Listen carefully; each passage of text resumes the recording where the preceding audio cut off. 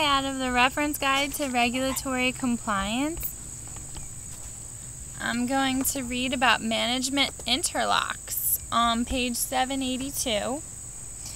The Depository Institutions Management Interlocks Act was enacted in 1978 as a part of the Financial Institutions Regulatory and Interest Rate Control Act. The purpose of the act was to encourage competition among financial institutions by restricting certain interlocking management relationships. However, in certain cases, management interlocks are permitted if such interlocks would not result in a monopoly or substantial lessening of competition that would not present safety and soundness concerns. Coverage. This appears to still be a Federal Reserve regulation based on it.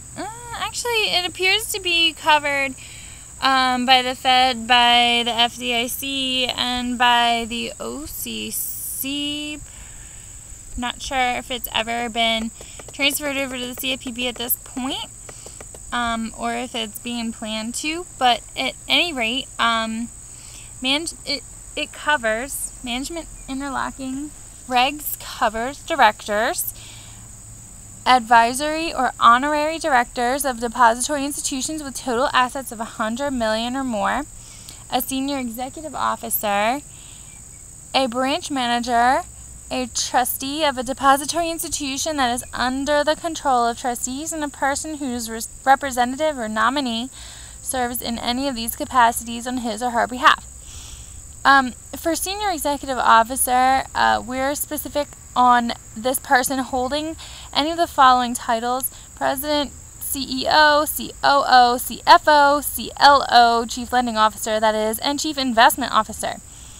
Any other person, as specified by the institution's regulatory agency, who participates in or has a significant influence over major policy-making decisions. Management interlocks does not include any persons whose management functions relate exclusively to the business of retail merchandising or manufacturing, or persons whose management functions relate principally to a foreign commercial bank's business outside the United States, or officers of state-chartered savings banks, cooperative banks, or trust companies that neither make real estate mortgage loans nor accept savings deposits. The institutions covered here are bank holding companies, commercial banks, savings banks, credit unions, cooperative banks, industrial banks, building and loan associates, U.S. offices of foreign commercial banks, savings and loan holding companies, and homestead associations. The requirements: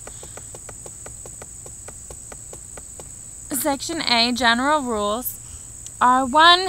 Regarding the same community, a management official of one depository institution may not serve as a management official of another depository institution not affiliated with it if both have offices in the same community. That's a city, town, or village of a contiguous or adjacent city, town, or village. Ouch. Nor the same relevant metropolitan statistical area, that is. So a management official of one depository institution may not serve as a management official of another, a non-affiliated depository institution, and both have offices in the same RMSA and each has assets of $50 million or more. Major assets: a management official of a depository institution with total assets over $2.5 billion or an affiliate thereof cannot at the same time serve as a management official of a non-affiliated depository institution with total assets of over $1.5 billion or an affiliate thereof, regardless of the location of the depository institution. Exemptions from this management interlocking reg is Edge and Agreement Corps, depository institutions that do not do business within the United States depository except as incidental to their non-U.S. activities, depository institutions in the hands of a conservator or receiver or in liquidation, credit union served by another credit union, state-chartered savings and loan guarantee corps, federal home loan banks, or other banks created solely to serve depository institutions, a depository institution that is closed or in danger of closing as determined by the appropriate federal agency and is acquired by another financial institution, or a director of a diversified savings and loan holding company who is also a director of a non-affiliated depository institution with notice of to the appropriate regulatory agency 60 days before dual service begins. Small market share exemption, a management interlock that is prohibited. Oh, Erica, just skip pages again. That is prohibited. We're talking about small market share exemptions prohibited by regulation would be permitted if it is not prohibited by the major asset size rule and the depository institution and their depository institution affiliates hold in the aggregate no more than 20% of the deposits in each RMSA or community in which both have offices. That could very well happen in Pennsylvania, or at least the Philadelphia metropolitan area. General exemptions to the general rule are regulatory agencies may grant an exemption if the interlock would not result in a monopoly or substantial lessening of competition and would not present safety and soundness concerns. Exemptions permitted by this regulation may continue as long as they do not result in a monopoly competition that is not substantially lessened and safety and soundness are not a concern.